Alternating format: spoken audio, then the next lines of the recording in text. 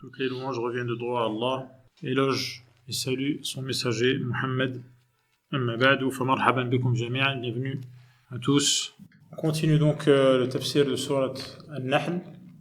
On est arrivé au verset qui traitait de l'importance de l'engagement que prend le croyant. قال تعالى ولا تشتروا بعهد الله ثمنا قليلا إنما عند الله هو خير لكم الآيات. قال الشيخ ابن سعدي رحمه الله يحذر تعالى عباده من نقض العهود والأيمان لأجل متاع الدنيا وحطامها. Donc Allah nous prévient ses esclaves et les met en garde contre la trahison des engagements, qu'il s'agisse de contrats ou d'accords ou de serment, c'est-à-dire quelqu'un qui a juré en s'engageant. Donc Allah met en garde ses esclaves contre le fait de ne pas honorer ces engagements-là à cause d'un intérêt matériel, d'un intérêt de ce bas monde et de ses intérêts matériels. فقال ولا تشتروا بعهد الله ثمنا قليلا. الشراء ici, c'est troquer, échanger quelque chose contre autre chose. Il s'agit donc ici, à ne pas faire, échanger l'engagement à tenir, donc le respect de l'engagement, l'échanger, donc le bafouer, ne pas le respecter, contre un intérêt qui de toute manière sera bas et vil. Quelle que soit la somme d'argent que la personne qui trahit son engagement touche, ou l'intérêt, entre guillemets, qu'il pense réaliser, de toute manière ce sera d'une extrême infériorité. Pour cela qu'Allah le décrit en disant thamanan qalila. La contrepartie de toute manière sera minime, insignifiante. Tanalunahu bin naqdi wa adam al-wafa. Innama 'inda Allahi min ath-thawab al-'ajil. Allah continue à mettre en garde ses esclaves en leur rappelant que la récompense auprès d'Allah est bien meilleure pour vous. La récompense, qu'il s'agisse d'une rétribution immédiate, ici-bas, al-ajil, ou al-ajil, ou de récompense différée qui aura lieu dans l'au-delà. Liman athara ridahu, celui donc qui fait passer la satisfaction d'Allah subhanahu wa ta'ala avant les occasions matérielles qui se présentent et qui le pousseraient à ne pas tenir sa parole, eh bien qu'il sache que celui qui fait passer donc la satisfaction d'Allah, il aura une récompense bien meilleure, immédiatement et plus tard. وأوفى بما عاهد عليه الله هو خير لكم من حطام الدنيا الزائلة إن كنتم تعلمون. Si vous saviez ou si vous savez cela, eh bien إن كنتم تعلمون فآثروا ما يبقى على ما يفنى. Puisque vous savez que la récompense d'Allah est bien meilleure, immédiatement et plus tard, alors faites passer ce qui reste avant ce qui part et disparaît. فَإِنَّمَا عِنْدَكُمْ يَنْفَدْ. Ce que vous possédez, ce qui est en votre possession, finira par s'épuiser.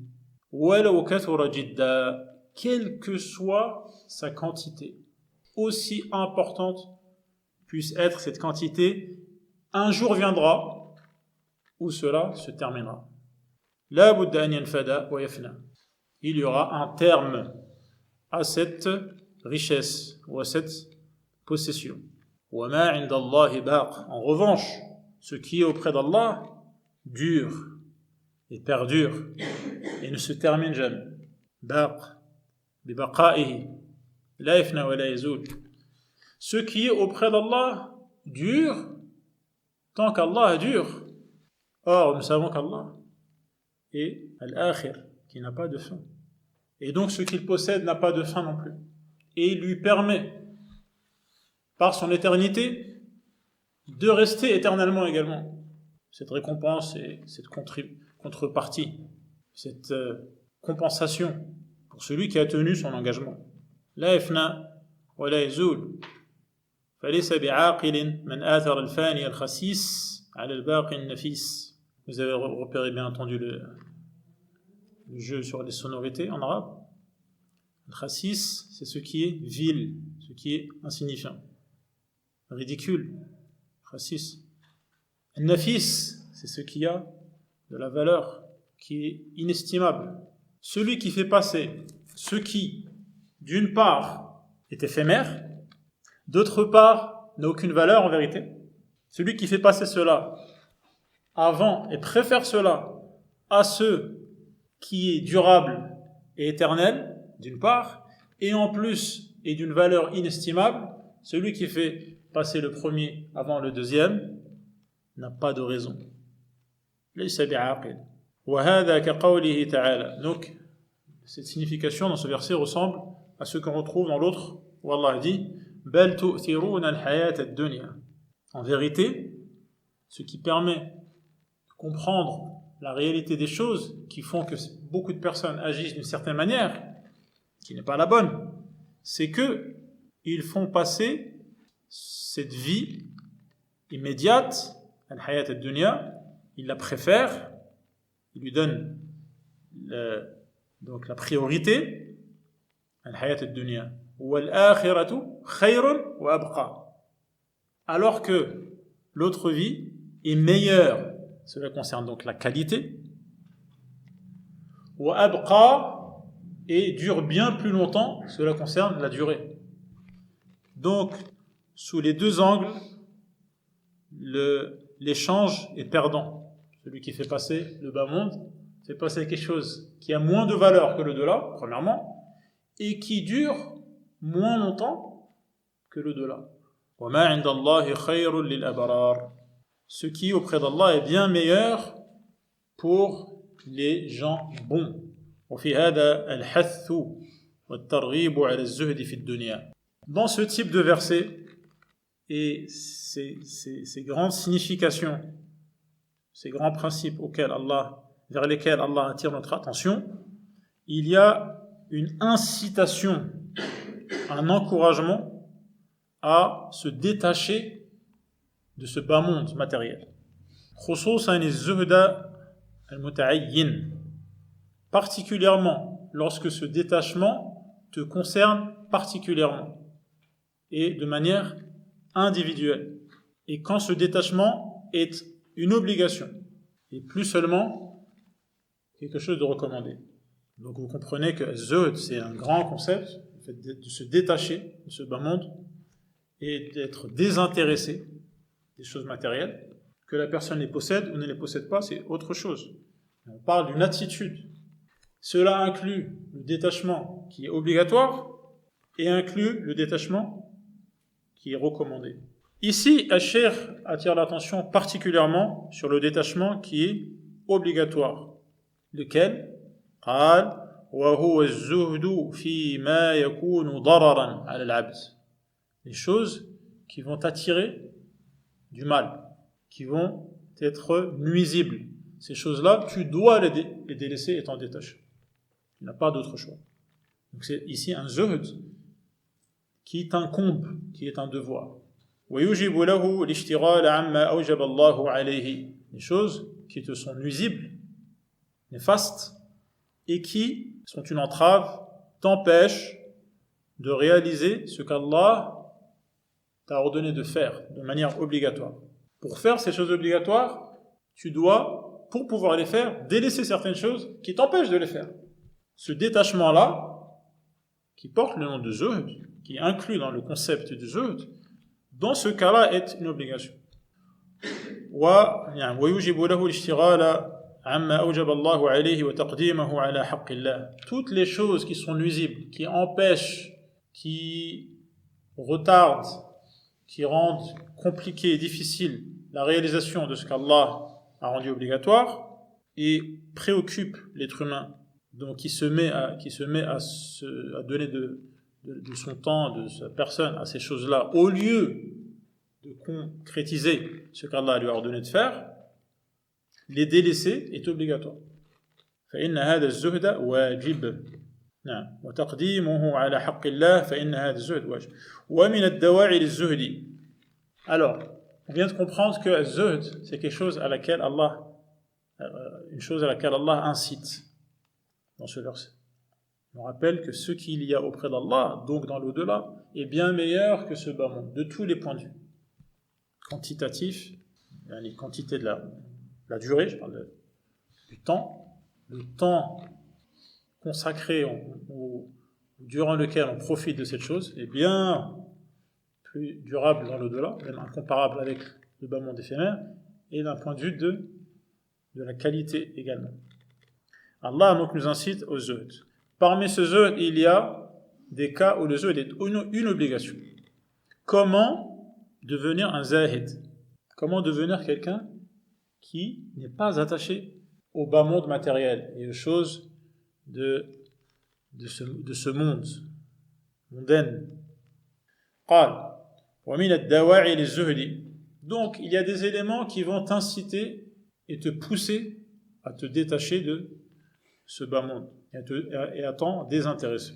أن يقابل العبد لذات الدنيا وشهواتها بخيرات الآخرة.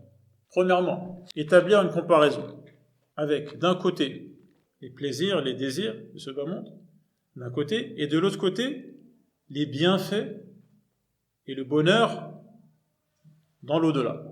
Il établit une comparaison. فإنه يجد من الفرق والتفاوت ما يدعوه إلى إيثار أعلى الأمرين. Comme on sait, lorsqu'on établit une comparaison, le contraste permet de faire jaillir les différences de manière bien plus évidente que si on regardait chaque chose à part, n'est-ce pas? Donc, quand il établira cette comparaison, le contraste sera flagrant et il verra un gouffre immense qui sépare l'un de l'autre. D'accord? Et cette prise de conscience l'amènera à faire passer la meilleure des deux options. فإنه يجد من الفرق والتفاوت ما يدعوه إلى إيثار أعلى الأمرين. وليس الزهد الممدوح هو الانقطاع للعبادات القاصرة كالصلاة والصيام والذكر ونحوها. الزهد qui mérite les éloges et les compliments n'est pas, entre parenthèses, seulement le fait de se consacrer entièrement et complètement aux adorations qui ne concernent que ta personne.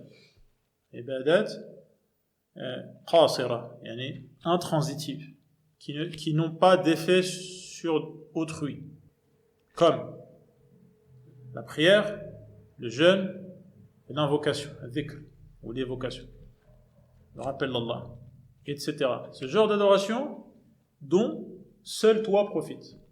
Ce n'est pas seulement cela le véritable zuhd. D'accord? قال بل لا يكون العبد زاهدا زهدا صحيحا حتى يقوم بما يقدر عليه من الأوامر الشرعية.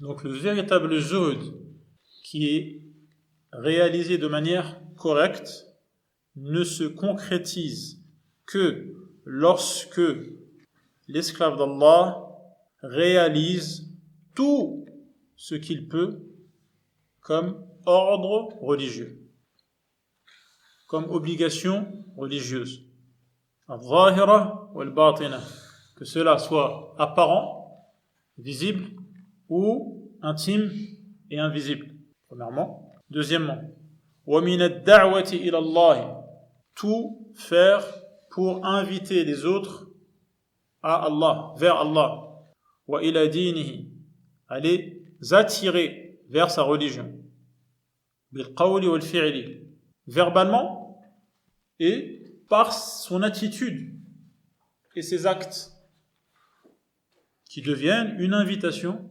par les faits et gestes vers la religion d'Allah. Donc, zuhd, dit le shir, ce n'est pas rester dans son coin pour réaliser certaines adorations précises qui ne concernent que la personne. قال فالزهد الحقيقي هو الزهد فيما لا ينفع في الدين والدنيا.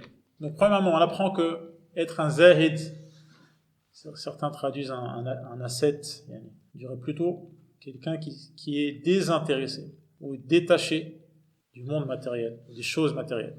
On apprend que premièrement, c'est ne pas rester dans son coin et ne plus avoir d'influence autour de soi, premièrement. Deuxièmement, le cheikh nous dit az-zuhd fima la yanfa'u fi ad-din wad-dunya wal-raghbatu was-sa'yu fi kulli ma yanfa'.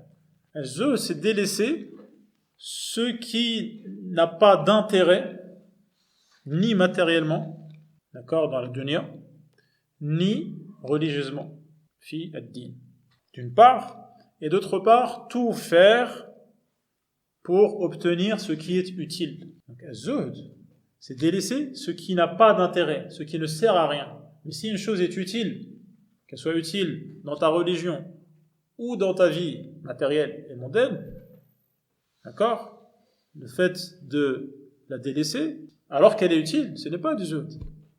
Et on apprend également que zuhd, ce n'est pas seulement quelque chose de négatif dans le sens où c'est une abstention, mais le zuhd, c'est aussi des actions. Et tout faire pour obtenir ce qui est utile, tout en délaissant ce qui est inutile, c'est ce qui va permettre au zuhd d'être un véritable détachement. قال ولنجزين الذين صبروا أي على طاعة الله وعن معصيته. Donc Allah récompensera ceux qui ont été patients. Patients, c'est-à-dire endurants dans l'obéissance à Allah, et qui ont été également résistants face au péché, donc ils se sont retenus, ils ont résisté, c'est également une forme de sabr. وَفَطَمُوا أَنفُسَهُمْ عَنِ الشَّهَوَاتِ الدُّنْيَوِيَّةِ الْمُضِرَّةِ بِدِينِهِمْ. Soyez bien attentifs au terme que le cheikh a choisi. فَطَمُوا. Qu'est-ce qui c'est? Ceux qui ont des enfants connaissent déjà, ils savent ce que c'est. فَطَمُوا, c'est quoi? Comment on dit en français? Comment on dit en français? Vers 2 ans. Ça commence plus tôt, mais c'est réellement autour de 2 ans. Qu'est-ce qui se passe avec les enfants qui consommaient du lait essentiellement, et ensuite commencent à manger comme les autres? Le sevrage, le sevrage. Donc, le sevrage, c'est progressivement amener l'enfant à se passer du lait maternel. C'est pas facile, parce que l'enfant, quand il tète, ce n'est pas juste une question de nutrition, d'accord? Tout une ambiance sentimentale, etc., ressentir la chaleur de sa maman, c'est pas juste boire du lait. Donc, amener l'enfant qui est habitué, qui a ses habitudes, d'accord, avec la succion et tout ce qui est autour, l'amener à couper et donc à être sevré, c'est difficile. C'est d'ailleurs ce même terme qu'on a repris pour les sevrages, pour les drogués. Les drogués, pour l'amener à délaisser la drogue, il faut le sevrer. Ça veut dire que ça va être difficile. Il va y avoir un passage, en fait, entre certaines habitudes, d'accord, vers une autre habitude qui est différente. Et ce passage est difficile, mais il est indispensable. Il est indispensable. Le cheikh utilise le même terme, qui est « fatamu anfusahum » عن الشهوات الدنيوية. Il dit ces zuhad qui ont été endurants, ils ont été endurants dans leur sevrage. Le sevrage de quoi? C'est quoi la drogue dont il faut être sevré? C'est les plaisirs de ce bas monde. Les plaisirs de ce bas monde. Plaisirs interdits, bien entendu. De ce bas monde auquel il y a une addiction. Et la personne, pour délaisser cela et devenir un sabir et zahid, il doit passer par un cheminement difficile. Mais qu'est-ce qui va lui permettre de passer du point A, qui est mauvais, au point B, qui est bon? Sabr. Il endure et il encaisse en serrant les dents, en espérant la récompense d'Allah. Et ensuite, il guérit. Il devient quelqu'un qui est sain, qui n'a pas besoin du haram pour être satisfait et assouvi. Mais qui fait ce sevrage? C'est eux-mêmes qui font leur propre sevrage, le sevrage de leur nefs, de leur ego, de leur personne. Donc on parle des plaisirs qui sont néfastes, pas des plaisirs qui sont utiles, pas d'intérêt de sevrage dans ce cas-là. Tous les plaisirs, tous les désirs, toutes les envies qui sont néfastes et nuisibles pour ta religion, tu dois les abandonner. Et si tu es accoutumé et drogué de ces plaisirs, il va falloir passer par le sevrage difficile mais nécessaire. قال وَلَنَجْزِيَنَّ الَّذِينَ صَبَرُوا أَجْرَهُمْ بِأَحْسَنِ مَا كَانُوا يَعْمَلُونَ. La récompense pour donc cette endurance sera la meilleure des récompenses pour ces actes qu'ils ont réalisés, à savoir al-hasanatu bi'ashri amthaliha.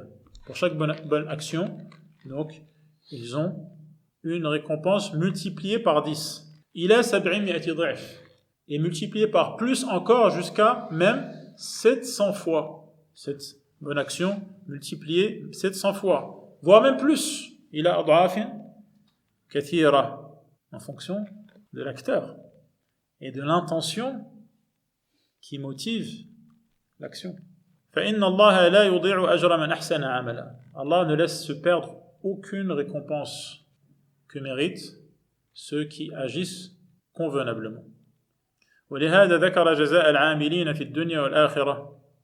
C'est pour cela ensuite qu'Allah cite la règle concernant ceux qui agissent, d'accord, ici-bas et dans l'au-delà. فَقَالَ مَنْ, donc là c'est une règle, مَنْ, toute personne, cela concerne tout le monde qui répondent à ces critères, tous ceux qui répondent à ces critères. مَنْ عَمِلَ صَالِحًا مِنْ ذَكَرٍ أَوْ أُنْثَى وَهُوَ مُؤْمِنٌ فَلَنُحْيِيَنَّهُ حَيَاةً طَيِّبَةً. Quelle est cette règle? Toute personne, qu'il s'agisse d'un homme ou d'une femme, qui agit convenablement, qui accomplit une bonne œuvre, tout en étant croyant. وَهُوَ مُؤْمِنٌ. Donc, la croyance, al-iman, c'est une condition. Al-iman shartun fi sihhati al-a'mal as-salihah wa qabulha. C'est une condition pour que l'action, déjà, soit correcte, et deuxièmement, pour qu'elle soit acceptée. بَلْ لَا تُسَمَّى أَعْمَالًا صَالِحَةً إِلَّا بِالْإِيمَانِ. Ces actes ne peuvent être désignés comme étant de bonnes œuvres qu'à condition que la foi soit présente. D'accord? وَالْإِيمَانُ مُقْتَضٍ لَهَا. Et c'est justement parce qu'il y a cette foi que les actes en découlent. Sinon, si ces actes sont dénués, vides de foi, ce ne sont pas de bons actes, car il n'y a pas la foi qui justement est le moteur de ces actes. قال والإيمان فإنه. Quelle est donc cette foi? C'est bon de le rappeler, parce que comme vous le savez, dans nos sociétés, beaucoup de gens disent c'est des croyants. Ils parlent des chrétiens, ils parlent des juifs, peut-être des bouddhistes même. Ils disent peut-être des déistes qui pensent juste qu'il y a une divinité, sans préciser plus. Ils disent c'est des croyants. Dans le sens, ils croient qu'il y a un créateur. Non, c'est pas ça la croyance. Ça, c'est un élément, d'accord, dans la croyance. Ce n'est pas ça la croyance. Donc il est bon de le rappeler à chaque fois. C'est ce que fait le cheikh en disant التصديق الجازم المثمر لأعمال الجوارح من الواجبات والمستحبات. Cette foi est basée sur une conviction avec certitude qui donne comme fruit les actes réalisés par le corps, qu'il s'agisse des actes obligatoires ou des actes recommandés. فمن جمع بين الإيمان والعمل الصالح. Donc des fois dans le contexte des versets ou des hadiths, quand dans le même contexte il est question de iman et amal salih, d'accord, dans ce cas-là les savants détaillent et donnent au amal salih le sens des actes et donnent à l'iman le sens de tasdiq, c'est-à-dire de la conviction, et avoir conviction que le message du prophète sallallahu alayhi wa sallam est la vérité. Et il donne aux actes le sens des actes obligatoires et recommandés, en sachant que les deux c'est l'iman. L'iman, qawlun wa amal. Mais quand on rentre dans les détails, donc il donne à chaque terme un des éléments qui constituent l'ensemble, al-iman au sens plein du terme. قال فمن جمع بين الإيمان والعمل الصالح فلنحيينه حياة طيبة.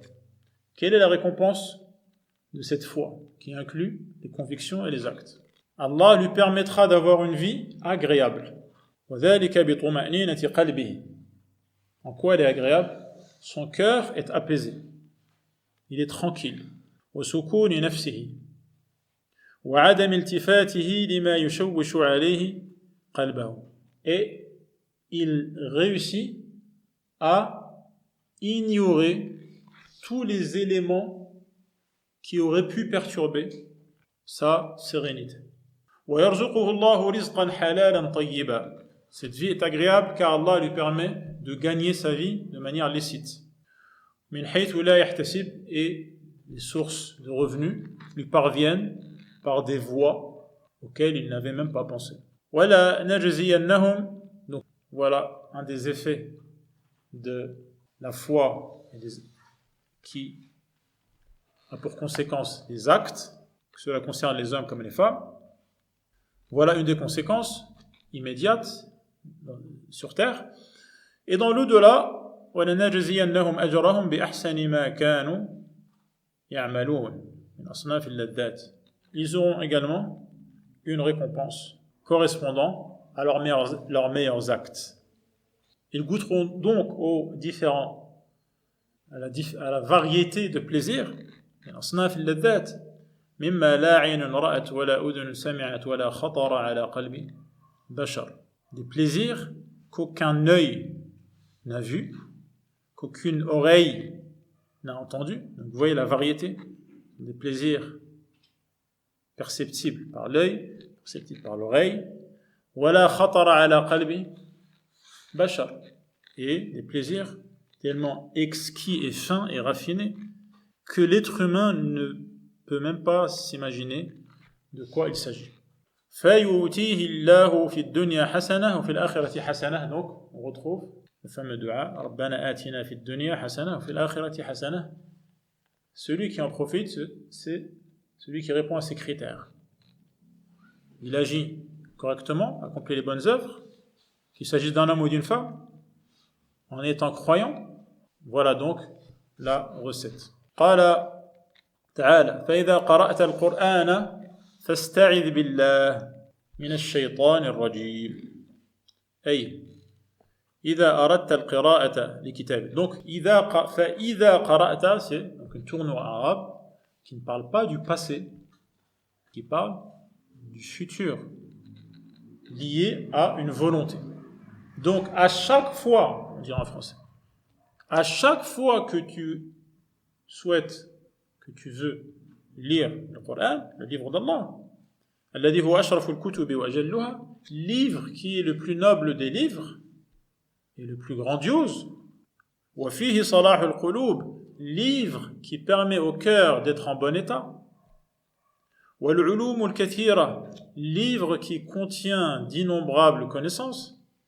Donc فإن الشيطان أحرص ما يكون على العبد عند شروعه في الأمور الفاضلة. Donc au moment de lire ce livre dont on a cité quelques mérites, à ce moment-là, Ash-Shaytan fera tout son possible, comme il fait tout son possible au moment où l'être humain est sur le point, ou lorsque l'être humain est sur le point de commencer une action de mérite. فيسعى في صرفه عن مقاصدها ومعانيها. Donc Ash-Shaytan fait tout, à défaut de l'empêcher de réaliser cet acte, il l'empêche de concrétiser le but visé par cet acte. D'accord? Et d'être attentif aux significations qu'inclut ou que comporte cet acte. فالطريق إلى السلامة من شره الالتجاء إلى الله. Comment donc être à l'abri de cet ennemi? C'est en se tournant vers Allah et en cherchant refuge auprès de lui. C'est donc le sens de A'udhu billah min ash-shaytan ar-rajim wa l'isti'adatu min sharrihi. فيقول القاري أعوذ بالله من الشيطان الرجيم متدبرا لمعناها. Attention, quand les gens disent أعوذ بالله من الشيطان الرجيم, comme si c'était une formule juste pour lire. Et donc, il enjambe une adoration importante qui est d'avoir conscience de ce que veut dire A'udhu billah. C'est un dua. Comment tu fais un dua sans avoir le cœur tourné vers Allah pour obtenir ce que tu veux? Donc, il va dire A'udhu billahi minash shaitanir rajim et il pense déjà à lire. Comme ceux qui font le wudu, d'accord, sans avoir confiance qu'il y a une adoration en elle-même. Le Cheikh Ibn Uthaymin attire l'attention sur ça. Il pense juste à faire la prière, à réaliser la prière. Et pour lui, le wudu, c'est juste un moyen pour faire la prière. Sans avoir conscience que le wudu en lui-même est une adoration. Même chose, A'udhu billahi minash shaitanir rajim, c'est déjà une adoration. C'est-à-dire qu'il faut être attentif à ce que tu prononces au moment où tu dis A'udhu billahi minash shaitanir rajim. D'accord? متدبرا لمعناها معتمدا بقلبه على الله في صرفه عنه. Tu es en train de demander à Allah de te mettre à l'abri du pire ennemi que le genre humain a connu. Et donc il faut à ce moment que ton cœur compte entièrement sur Allah pour obtenir cet objectif, pour concrétiser cet objectif. مجتهدا في دفع وسواسه. Donc là, le cheikh emploie une règle qui est que quand tu fais un dua, tu dois tout mettre en œuvre pour qu'il se réalise en mettant à exécution les causes de la réalisation de ce dua. Donc quand tu dis A'udhu billahi minash shaitanir rajim, il faut que effectivement tu fasses tout pour repousser ces suggestions et ces incitations. Al-waswasa ou al-wasawis au pluriel. Wa afkarihi ar-radi'a. Tu fais tout pour repousser les idées mauvaises par lesquelles il cherche à te perturber au moment de la lecture. D'accord? S'il y a A'udhu billahi minash shaitanir comme juste une formule plate, mais il laisse, d'accord, les canaux de sa pensée, les portes grandes ouvertes. Il ne fait rien, il ne ferme pas ces mauvais canaux par lesquels les mauvaises idées arrivent. Il n'est pas à l'affût, il n'est pas vigilant, il n'est pas en adéquation avec ce qu'il a dit, en disant A'udhu billahi minash shaitani ar-rajim. مجتهدا في دفع وسواسه وأفكاره الرديئة مجتهدا على السبب الأقوى في دفعه. Donc en mettant en œuvre le plus grand moyen pour être à l'abri de cet ennemi, وهو التحلي بحلية الإيمان والتوكل, à savoir s'embellir et se parer de la foi et de la confiance en Allah. Comment sait-on que c'est le meilleur moyen d'être à l'abri du diable que d'avoir la parure de la foi et de la confiance en Allah? C'est parce que c'est ce qui suit dans le verset. قال تعالى إنه ليس له سلطان على الذين آمنوا وعلى ربهم يتوكلون. فإن الشيطان ليس له سلطان. On avait déjà parlé de ça, non? Les versets d'une autre sourate. Le diable n'a aucune emprise, n'a aucune emprise sur ceux qui ont la foi. Qui se rappelle du verset, l'autre verset? Hijr. Yatawakkalun. Tawakkul. Compter entièrement et sincèrement sur Allah en sachant qu'il n'y a que lui qui permet de réaliser ce qui est dans ton intérêt et de te débarrasser de ce qui te nuit. La sharika lah wa ala rabbihim yatawakkalun. Ils comptent sur Allah et seulement sur Allah qui s'occupe d'eux. C'est le sens de Rabb. فيدفع الله عن المؤمنين المتوكلين عليه شر الشيطان. Et c'est Allah qui s'occupe de mettre ces gens-là qui croient en lui et qui ont confiance en lui, de les mettre à l'abri du mal de Satan. ولا يبقى له أو لا يبقي يعني هو له عليهم ولا يبقى له مكان ألف ولا يبقى له عليهم سبيل أو ولا يبقي lahu alayhim sabila. Il manque un alif dans un des deux mots. Donc Allah ne permet pas au diable de se frayer un passage vers eux. Ils sont à l'abri. Qui les protège? Allah. Quel est le moyen par lequel ils ont obtenu cette protection? La foi et la confiance. إنما سلطانه أي تسلطه على الذين يتولونه. Alors, le diable n'a pas d'emprise sur ces gens-là. Il a de l'emprise sur qui alors? على الذين يتولونه أي يجعلونه لهم وليا. Ceux qui s'allient au diable. Ils font du diable leur allié, leur proche. Comment ont-ils fait pour considérer et faire en sorte que le diable soit leur allié? En délaissant, en se détournant de l'alliance avec Allah, ils sont devenus les alliés de son ennemi, al-shaytan. En acceptant d'obéir au diable, ils deviennent son allié. En adhérant à son parti. C'est en vérité eux qui ont permis au diable de pouvoir avoir une emprise sur leur personne.